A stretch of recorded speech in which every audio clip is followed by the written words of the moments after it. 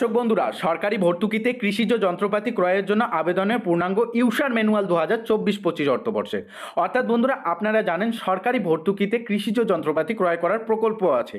আর এই প্রকল্পতে আপনারা অর্ধেক দামেরও কম দামে কিন্তু আপনারা কৃষিজ যন্ত্রপাতি ক্রয় করতে পারবেন।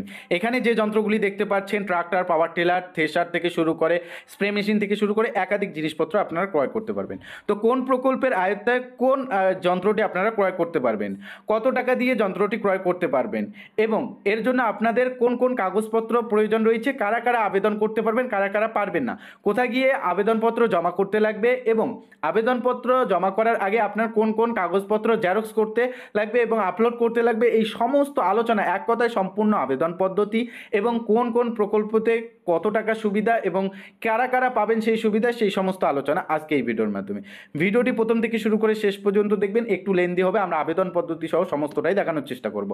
অবশ্যই চ্যানেলটিকে সাবস্ক্রাইব করে রাখবেন। প্রথম আমরা যে বিষয়টি দেখব বন্ধুরা, সেটা হচ্ছে দেখতেই পাচ্ছেন, যেটা হচ্ছে ফর্ম পূরণের সময় প্রয়োজনীয় তথ্য যা লাগবে। অর্থাৎ আপনাদের আবেদন করার সময় যে যে কাগজপত্রের প্রয়োজন রয়েছে সেটা প্রথম দেখে নেব। 1 নম্বরে বলা রয়েছে ভোটার কার্ড নম্বর প্রয়োজন রয়েছে, আধার কার্ড নম্বর প্রয়োজন রয়েছে, সক্রিয় মোবাইল নম্বর, একটি আপনার চালু মোবাইল নম্বর লাগবে, যেটা আপনাদের সবসময় SMS বা ফোন আসে সেরকম একটা মোবাইল নম্বর আপনাদের প্রয়োজন রয়েছে। 4 নম্বরে বলা রয়েছে প্রত্যেক আবেদনকারীর জন্য ভোটার কার্ড নম্বর, আধার নম্বর এবং মোবাইল নম্বর আলাদা হতে হবে। 2 জন আবেদনকারীর ক্ষেত্রে এই 3টি তথ্যের মধ্যে কোনো একটি মিল থাকলে তার রেজিস্ট্রেশন সম্ভব হবে না। অর্থাৎ বিষয়টি ক্লিয়ার করে দিচ্ছি, একই বাড়িতে বা 2 জন ব্যক্তি একই মোবাইল নম্বর দিয়ে করলে কিন্তু সেই আবেদনটি কনফার্ম হবে না, সেটা কিন্তু গ্রহণযোগ্য হবে না। 5 বলা রয়েছে যদি কোনো ব্যক্তি নিজে আবেদন করেন এবং তার কৃষক বন্ধু আইডি নম্বর থাকে তাহলে অবশ্যই সেটা দিতে হবে। আপনি যদি কৃষক বন্ধু প্রকল্পে নাম নথিভুক্ত করিয়ে থাকেন, সুবিধা পেয়ে থাকেন, সেক্ষেত্রে আপনারা কৃষক বন্ধু প্রকল্পের বেনিফিশিয়ারি স্ট্যাটাস ট্র্যাক করলেই দেখতে পারবেন KBID বলে একটি আইডি পেয়ে যাবেন। সেই KBID আপনার কৃষক বন্ধু আইডি, সেটা আপনাদের দিতে লাগবে আবেদন করার সময়। এরপর আমরা দেখে নেব 6 নম্বরে বলা রয়েছে জমির পরিমাণ, কতটুকু জমির পরিমাণ রয়েছে সেটা আপনাদের জানাতে লাগবে, দিতে লাগবে। 7 নম্বরে বলা রয়েছে সম্পূর্ণ ঠিকানা, মৌজা, JL নং, খতিয়ান নম্বর। এরপর আপনাদের প্রয়োজন রবে 8 নম্বরে সক্রিয় ব্যাংক অ্যাকাউন্ট সম্পূর্ণ তথ্য, আপনার ব্যাংকের সমস্ত বিবরণ দিতে লাগবে, লাইক ব্যাংকের নেম থেকে শুরু করে আপনার IFSC code, bank branch name, কোন ব্যাংকের খাতা, সেই সমস্ত তথ্য দিতে লাগবে। 9 নম্বরে বলা রয়েছে যে যন্ত্রের জন্য আবেদন করবেন কৃষি যান্ত্রিকীকরণ ওয়েবসাইট থেকে তার ম্যানুফ্যাকচার যন্ত্রের নাম, ডিলারের নাম, মডেল নং আগে থেকে ঠিক করে নিতে হবে। আবেদনের পূর্বে মডেল ফটো আপনারা পোর্টালেই দেখতে পারবেন। অর্থাৎ আপনি কোন জিনিসটি ক্রয় করতে চাচ্ছেন, সেটার ম্যানুফ্যাকচারিং কত সালে হয়েছিল এবং কোন ডিলারের কাছ থেকে ক্রয় করতে পারবেন, সেই সমস্ত তথ্য কিন্তু আপনারা ওয়েবসাইটে দেখতে পারবেন। কোন ওয়েবসাইটের মধ্যে সেটাও আপনাদের জানাচ্ছি, কিভাবে আবেদন করবেন সেটাও জানাচ্ছি। ধৈর্য সহকারে একটু ভিডিওটি দেখবেন, একটু লেন্দি হওয়ার জন্য আমরা কিন্তু খুবই দুঃখিত। যাই হোক, 10 নম্বরে বলা রয়েছে আবেদনকারী ভোটার কার্ড, আধার কার্ড, ব্যাংক পাসবই, প্রথম পাতার চেকস বই JPEG বা JPG আকারে আপনাদের 200 KB সাইজে আপলোড করতে হবে আবেদন করার সময়। 11তে বলা রয়েছে আবেদনের পর PDF এর শেষে কি কি ডকুমেন্ট নিয়ে রাখতে হবে তার জন্য পূর্ণাঙ্গ তালিকাও দেওয়া থাকবে আপনাদের আবেদন করার সময়। এরপর আমরা মূল যে বিষয়টি দেখে নেব বন্ধুরা, কৃষি যন্ত্রপাতি ক্রয়ের জন্য আপনারা কিভাবে আবেদন করবেন, কোথায় গিয়ে আবেদন করবেন, কি কি প্রসেসে আপনাদের আবেদনটি সম্পূর্ণ করতে লাগবে। লেখা রয়েছে কৃষি দপ্তর, পশ্চিমবঙ্গ সরকার, ওয়েবসাইট wbfms.wb.gov.in এর গিয়ে অনলাইনে আবেদন করা যাবে। এরপর বলা রয়েছে আবেদনের সময়সীমা, অনলাইন আবেদনপত্র মাটির কথা .net, এই যে ওয়েবসাইটটি দেখতে পাচ্ছেন মাটির কথা .net, আপনারা গুগলে গিয়ে সার্চ দেবেন মাটির কথা .net, প্রথম ওয়েবসাইট শো করাবে, তার উপর ক্লিক দিয়ে আপনারা আবেদনপত্রটি সম্পূর্ণ করতে পারবেন।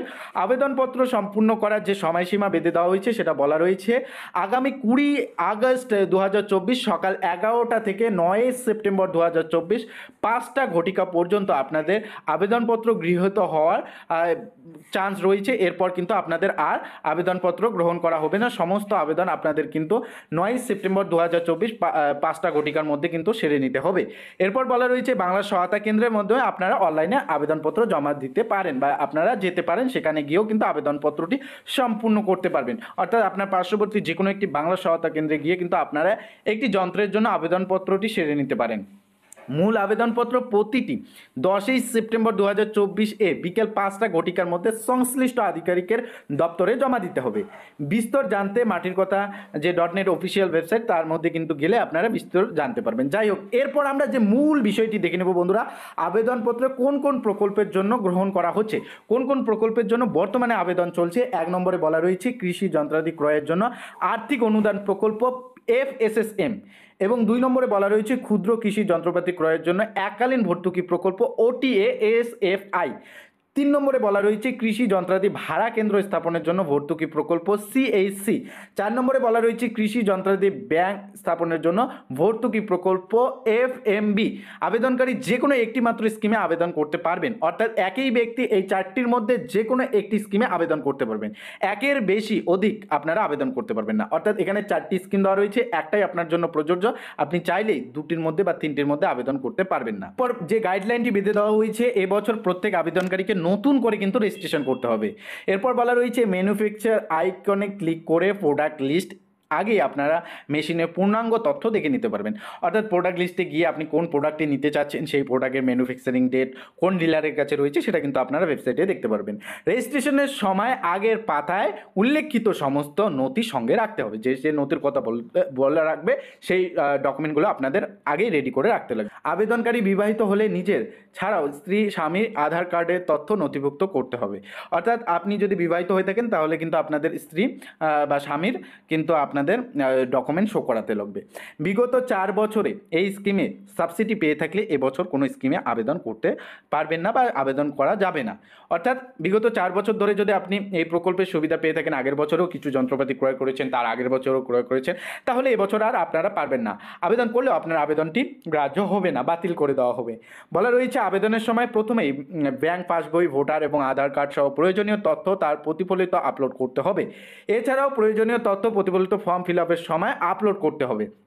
অর্থাৎ লাইক আপনার ভোটার কার্ড, আধার কার্ড এগুলি কিন্তু আপনাদের আপলোড করতে লাগবে, জিপিইজি বা জেপিজি আকারে আপনাদের আপলোড করতে লাগবে। এখানে বলা রয়েছে OTASFI CHC স্কিমের ক্ষেত্রে একই ধরনের মেশিন 2টির বেশি আবেদন করা যাবে না।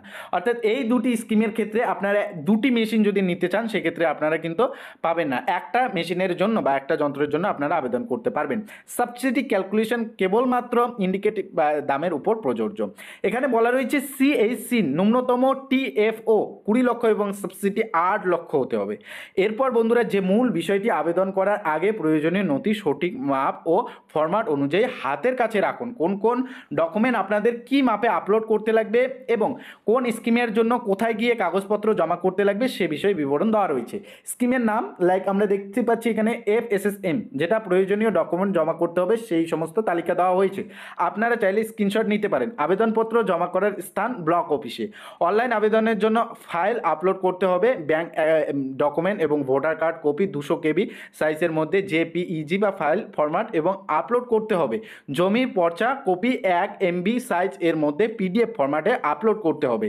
এরপর যদি আপনার দেখি OTASFI এই স্কিমের জন্য কি কি ডকুমেন্ট লাগবে, কোথায় গিয়ে আপনারা জমা করবেন, ব্লক অফিসে কোন সাইজে আপলোড করতে লাগবে সেটার বিবরণ দেওয়া রয়েছে। এরপর দেখতে পাচ্ছেন CHC FMB এই প্রকল্পের জন্য আপনাদের জেলা অফিসে গিয়ে জমা করতে লাগবে। কোন কোন ডকুমেন্ট লাগবে এই প্রকল্পে আবেদন করার ক্ষেত্রে, কি আকারে আপনাদের আপলোড করতে লাগবে, সবগুলোই কিন্তু ভাগ ভাগ করে দেওয়া রয়েছে। আপনারা চাইলে এটা কিন্তু একবার স্ক্রিনশট নিতে পারেন। যাই হোক, এরপর আমরা পরের টপিকে চলে যাব, রেজিস্ট্রেশন ফর্ম ফিল আপ এবং তার পরবর্তী নিয়মগুলি। অর্থাৎ আপনাদের রেজিস্ট্রেশন করার পর কোন কোন নিয়মগুলি ফলো করতে লাগবে সেটা একবারে এক নজরে। রেজিস্ট্রেশন এবছর সমস্ত আবেদনকারীকে নতুন করে রেজিস্ট্রেশন করতে হবে। অর্থাৎ যারাই এখানে আবেদন করবে তাদের প্রথমেই রেজিস্ট্রেশন করতে লাগবে। কারা সরকারি ভর্তুকিতে অনুদানের জন্য প্রযোজ্য, কারা এখানে সুবিধা পাবেন, যারা বিগত 4 বছরে কোনো প্রকল্প থেকে কৃষি যন্ত্রপাতি ক্রয়ের জন্য ভর্তুকি অনুদান পাননি, কেবলমাত্র তারাই যে কোনো একটি স্কিমে আবেদনের যোগ্য। প্রতিটি স্কিমের বিস্তর পড়ে দেওয়া আছে, আপনারা কিন্তু চাইলে ওয়েবসাইটে গিয়ে ভিজিট করে সমস্তটাই জানতে পারবেন। যাই হোক, আবেদনের সময় কি কি বিষয় খেয়াল রাখতে হবে এটা মূল বিষয়। কেবলমাত্র কৃষি দপ্তর অনুমোদিত অনুমোদিত ম্যানুফ্যাকচার, প্রোডাক্ট, মডেল এবং ডিলার থেকে আপনাদের কৃষি যন্ত্রপাতি ক্রয় করতে হবে। আপনি যে ম্যানুফ্যাকচার, যে প্রোডাক্ট এবং যে মডেলটি নিতে আগ্রহী সেই যন্ত্রের ছবি দেখতে পারবেন আগে থেকেই। আপনি পছন্দ করবেন, ডিলার পছন্দ করবেন, ছবি দেখবেন, তারপর নেবেন। এরপর বলা রয়েছে একটি মেশিন যতগুলি ম্যানুফ্যাকচারের কাছে উপলব্ধ তা মডেল অনুযায়ী একসঙ্গে দেখতে পারবেন, কোন কোন ডিলারের কাছে উপলব্ধ রয়েছে সেটা দেখতে পারবেন।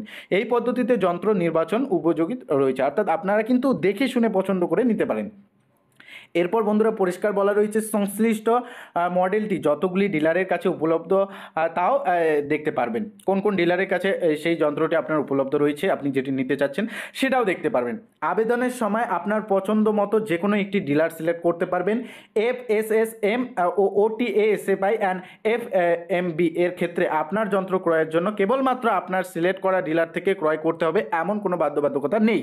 পোর্টাল অনুমোদিত ওই মডেল যতগুলি ডিলারের কাছে বিদ্যমান তাদের যে কোনো কারোর কাছ থেকে কিনতে পারবেন। CHCর ক্ষেত্রে আবেদনের সময় আপনি যে কোনো ডিলার সিলেক্ট করতে পারবেন, তা ক্রয় করার সময় পরবর্তী আপনার কিন্তু অপরিবর্তিত থাকবে, অর্থাৎ ওই ডিলার থেকে আপনাকে যন্ত্রপাতি ক্রয় করতে হবে। আপনারা আবেদন করার সময় যদি কোনো রকমের ভুলভ্রান্ত করে থাকেন, আপনি যদি যন্ত্রপাতি সঠিক সিলেক্ট না করে থাকেন, তাহলে কৃষি দপ্তরে হার্ড কপি জমা দেওয়ার পূর্বে কেবলমাত্র একবার আপনি চান্স পাবেন সংশোধন করার জন্য এডিট বোতামের দ্বারা।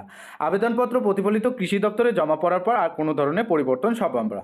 আপনার আবেদন প্রতিটি ধাপে গতিবিধি আপনি পোর্টাল থেকে ফর্ম নম্বর দিয়ে দেখতে পারবেন, অর্থাৎ স্ট্যাটাস আপনারা দেখতে পারবেন কোন পরিস্থিতিতে রয়েছে আপনার আবেদনপত্রটি।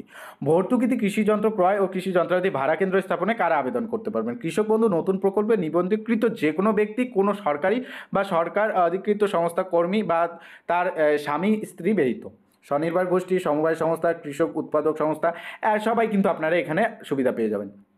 এরপর বলা রয়েছে কৃষি যন্ত্রাদি ক্রয়ের জন্য আর্থিক অনুদান প্রকল্প। এখানে বলা রয়েছে অপেক্ষাকৃত বড় ও ব্যয়বহুল শক্তিচালিত কৃষি যন্ত্রপাতি ক্রয়ের জন্য আর্থিক অনুদান প্রদানের উদ্দেশ্যে 12-13 সালে, অর্থাৎ 2012-13 সাল থেকে এই প্রকল্পটি চালু করা হয়। একজন কৃষক নিজের পছন্দ মতো কোম্পানি সরকার অনুমোদিত একটি কৃষি যন্ত্র ক্রয় করতে পারেন। এখানে পরিষ্কার বলা রয়েছে তালিকাভুক্ত প্রত্যেকটি কৃষক যন্ত্রের জন্য নির্দিষ্ট পরিমাণে ভর্তুকি প্রদান করা হয়। যন্ত্রের ভর্তুকির পরিমাণ সর্বনিম্ন 50-60 থেকে, অর্থাৎ 50 থেকে 60% থেকে সর্বাধিক 3 লক্ষ টাকা। এই প্রকল্পে ক্রয়যোগ্য যন্ত্রগুলি হলো পাওয়ার টিলার, রোটারি টিলার, স্বচালিত পাওয়ার রিপার, পাওয়ার উইয়ার, স্বচালিত ধান রোপণ বীজ বপন যন্ত্র, জিরো টিলেজ যন্ত্র, পাম্পসেট, বিদ্যুৎ, পেট্রোল, ডিজেল, সোলার ট্রাক চালিত মাল্টিক্রপ থ্রেশার, ধান ঝাড়াই যন্ত্র, ভুট্টা থ্রেশার, চিনেবাদাম থ্রেশার, রোটভেটার, ইঞ্জিন চালিত পাওয়ার স্পামার, স্বয়ংক্রিয় আলু বপন যন্ত্র, আলু তোলার যন্ত্র, রাইস ডিহার্সার, মিনি রাইস ডাল তেল মিল, তারপর super seeder, happy seeder, straw chopper, baler, mulcher, straw reaper, খড় কাটা মেশিন, কৃষি কাজের ব্যবহৃত ড্রোন ইত্যাদি। এই সমস্ত যন্ত্রপাতি আপনারা কিন্তু ক্রয় করতে পারবেন। তো যাই হোক, আপনাদের এটাই জানানো ছিল, এই যে আপনারা তালিকা বা এই নোটিশটি আপনারা মাটিকর্তা.net অফিসিয়াল ওয়েবসাইট থেকে আপনারা কিন্তু সংগ্রহ করতে পারবেন। সেখান থেকে কিন্তু আপনারা সমস্ত তথ্য দেখে নিতে পারবেন, কোন কোন অপশানে আপনাদের ক্লিক করতে লাগবে, আবেদনে কী প্রসেস রয়েছে, সমস্ত তথ্য আপনারা দেখে নিতে পারবেন। আপনাদের রিকোয়েস্ট করবো চ্যানেলটিকে সাবস্ক্রাইব করে রাখবেন, ভিডিওটিতে লাইক প্রদান করে আমাদের সঙ্গে জুড়ে থাকবেন। দেখা হচ্ছে খুব শীঘ্রই আরও একটি নতুন ভিডিওর সঙ্গে।